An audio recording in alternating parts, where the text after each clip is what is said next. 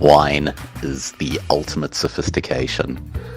Wine tasting is the perfect way to get to know wines intimately. It's very difficult to start knowing wines if you don't taste wines side by side. So wine tasting is a way of tasting several different styles of wine and getting to know them well. Wine tasting is a really good way to make you feel comfortable about ordering wine on a wine list, and also thinking about wine matching with food. Wine and food pairing is one of life's great pleasures, and once you know the joys that you can get from wine and food pairing, it'll help elevate your wine experience that much more. This wine tasting for EntrePeers group was an exploration of dry wine and sweet wine and sparkling wine in a very fun and loose environment, so everyone could ask questions and learn a little bit more about that drink that we love.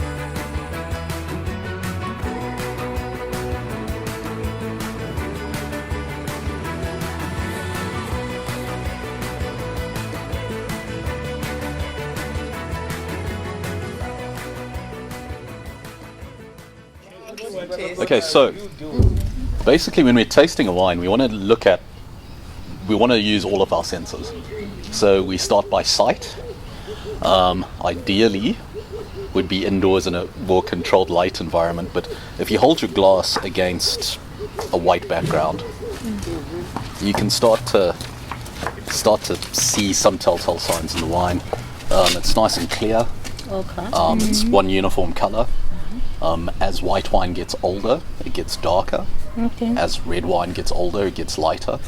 So that's why we always try to have a look at the wine, so we can maybe start gauging the age of the wine as we have a look at it against a white background. Mm-hmm. Next sense is your sense of smell. So I'd like you all just to stick your nose in the glass and get a smell of the wine. Don't worry, we're all friends here. Don't worry about sticking your face right into the glass. Oh, smells different. But now what I want you to do, okay, so we've all smelt it, we've all registered some kind of response. I want you to give your glass a swirl. So what we're trying to do now is just incorporate more oxygen into the wine, and then have another smell and see if you can pick a difference. It should be quite a marked difference. Yeah. So basically when you see us swirling the wine, it's not for effect. It literally is turning up the volume on the flavors going on inside the glass. So does anyone want to have a guess at what they're smelling in the glass? Don't worry, there's no wrong answers, because wine almost never smells like grapes. So As in what chemical? pretty much. So in the wine there's a heap of different chemical compounds. Yeah. So some chemical compounds might smell like banana, some might smell like other tropical fruits. This is a Chenin Blanc, which is the most widely planted variety in South Africa, both red and white wine. Chenin Blanc has done really, really well in South Africa. So the home of Chenin Blanc is in France, but they plant a tenth of what they plant in South Africa. So South Africa's Chenin Blanc has really taken on. They sometimes call it steen in Afrikaans. So if you see steen on a bottle, it's the same animal as this. So with the varietals, each grape variety has its own characteristics.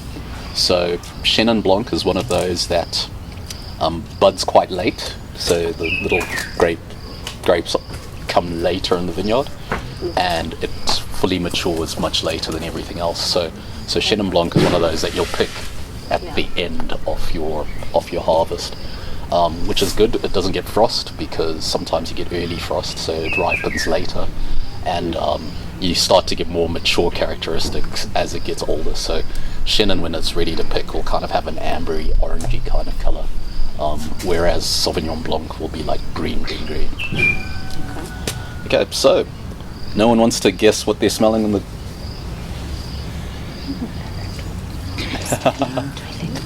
Okay. Ester of some sort. Serious? Yeah. Well, let's try start wide. So let's start are we smelling tropical fruits? Are we smelling berries? Are we smelling? And Yeah. Wine. wine almost never smells of grapes. Like, if your wine smells of grapes, then it's probably a I think Moscato. tropical. Yeah. Tropical. So Chenin Blanc generally is in that tropical fruit kind of realm. I'm smelling pine, Joe. Fine. It smells Is that tropical. after swirling? Get away. You think about 6 a.m. mouthwash stories where you're trying to get the wine to touch every part of your mouth, because different parts of your mouth register different things. So let's have a try. After that, good food.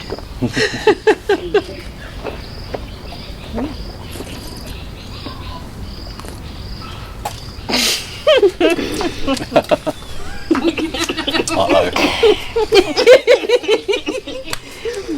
This is always the problem with dry wines. I think sometimes people are expecting the wine to be quite sweet. I think you're feeling it on the sides of your tongue, sides of your mouth. That's acidity. So acidity is really, really good for food and wine pairing, because if you got something with a lot of fat, you'd want the acid to help cut through it. So this wine would go well with like a creamy pasta or something like that, where the pasta's creamy and heavy. This will lighten everything on your palate. Do we like it? Do we not? What's everyone's? I love it. I like it. I like it. Like it? Like it? No, your reaction was. Well, you can throw it into the bush. No. You can.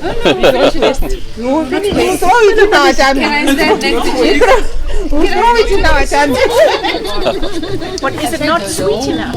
I'm wondering what they struggle with. I I guess they use. I think it's the sweetness, but also Yeah. it's quite a high acid wine. So some people have a sensitivity to acid. But yeah, like in general, you want that acidity in your white wine. Funny thing is, as the wine gets older, the acidity is going to fall away. So sometimes, if you over-age your wine, it will taste really flat. And that acidity is kind of needed to keep it in balance. So if you're judging this, what would you say? I'll just say it's a competently made Chenin Blanc. What happened? What's wrong? Finish yours. You're still on his face, man. Doing magic. It's doing magic in this voice. We don't want anyone left behind. So this one So by the stem. So yeah, exactly. So same principle. So every single time you look at a wine or you try a new wine, just try get into the habit of sight, smell, taste. So this is very clear. It's all a uniform color. Sometimes with red wines, as they age, they start getting lighter around the edges. Okay. But this is quite a young wine. It's quite a vibrant color. And this particular wine is Cabernet Sauvignon and Merlot, so it's a blend of the two types of grapes. Cabernet Sauvignon is a tiny little berry with really thick skin. So when you taste it, you're going to be like, oh, okay, you're going to pick up quite a tannic. I think it's got a sweet smell. The other one was rather very strong. This one is a bit sweet. Yeah, no, it's like your Yeah. dark plums and that kind of story where it's quite a pungent smell. Okay, now let's swish it around our mouths and talk about how it tastes.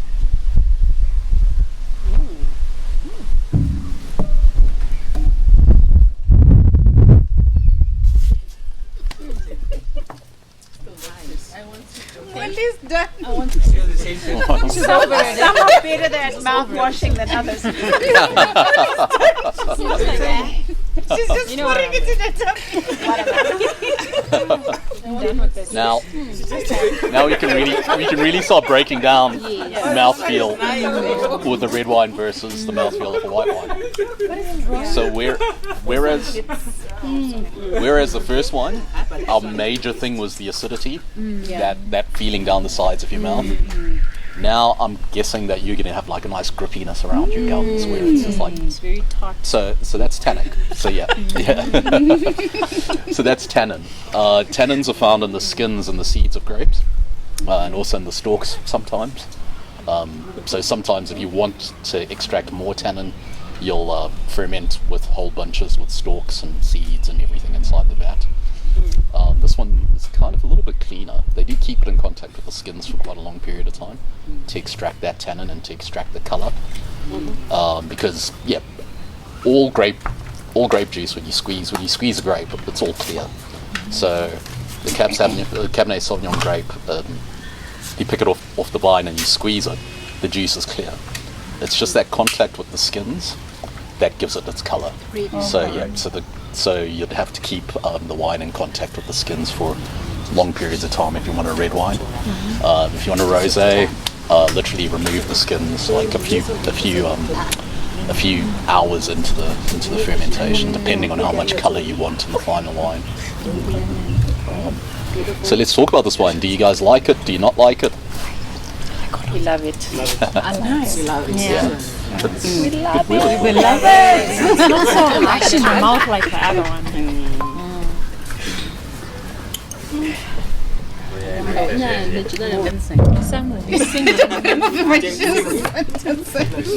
On top of tables. Did you? You like the packaging, right? You think it's like butterflies. Yeah, it is similar. It's so pretty. No, from a Flowers. glance, yeah. Yeah, at a glance it does look like. Yeah, it looked like butterflies. I'm like, oh, okay. Butterflies everywhere. So yeah, like So what do you pour over the top? It was just no, I was just rinsing out the red wine because I've got a feeling it's going to be quite a big departure from the red wine. just to taste. Yeah. Thanks. We're through in the tummy. You don't want to waste it. Can be generous. So what is this one? So this is a sweet rosé. Yay! Now we're talking. Sweet rosé. That's our jam.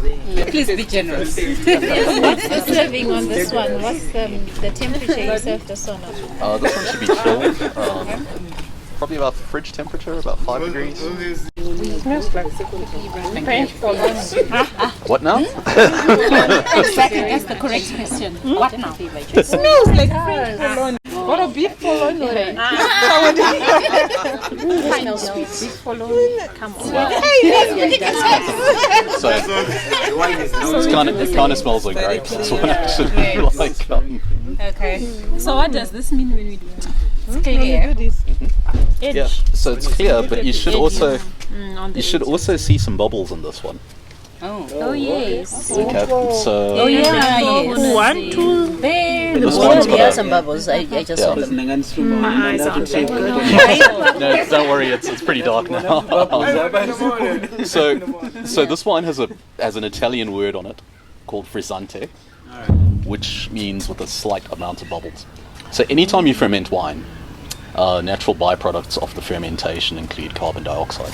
Yeah. So a lot of people try very hard to get the carbon dioxide out of their wine. But sometimes when you get like a few little bubbles, it kind of makes the wine a bit more festive. So this frizzante style is quite a popular afternoon drink. This is quite a low alcohol wine. It's only 8%. Reason being, when you pick a grape, there's a certain amount of sugar within the grape. So if you ferment it fully, you'll get it up to about 14-15%. If it's in a warm place, like sometimes in Europe, they don't get their grapes as ripe as we do down here. So you'll find European wines tend to have lower alcohol percentages than what we can get and what you'd get in Australia or California. Just because the temperature, our grapes just have no problem getting ripe, so you always have high sugar levels. So with this wine, they stop the fermentation early, literally by just dropping the temperature down so the yeast activity doesn't work. And then they remove the yeast, and you have like nice low alcohol wine with that little bit of carbon dioxide left in it. So it's made in a stainless steel tank, and inside that tank they can keep the carbon dioxide. It won't escape anywhere, and that's how you get those little bubbles. Okay. So we had a look at the colour, Yeah. had a smell.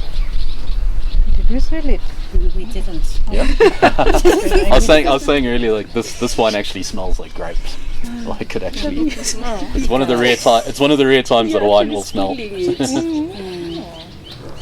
With carbon dioxide, it's feeling on its own. Oh, this tastes Smelling like carbon dioxide. No, it's feeling on its Okay. own. If I do this, the carbon dioxide jumps on.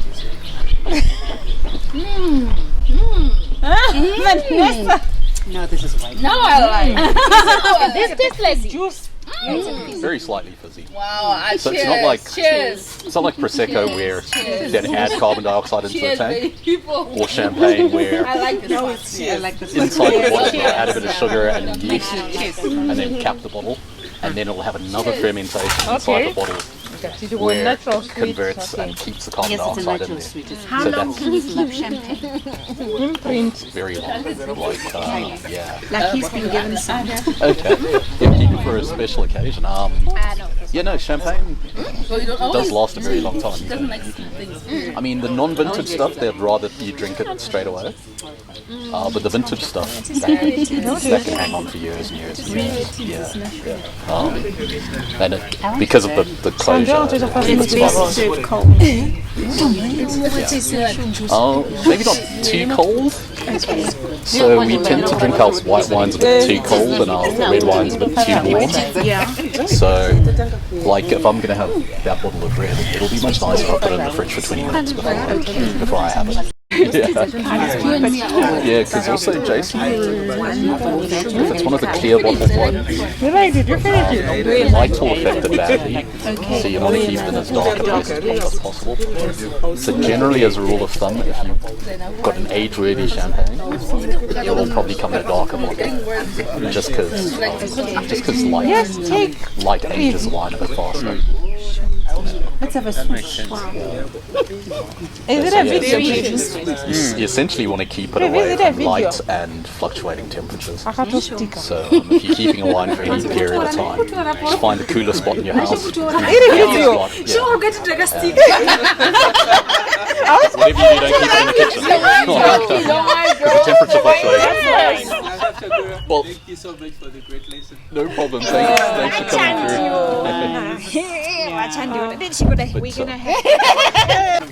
Before I drink, I'm like, Can everyone help? So I think I'm going to spend a little bit more time.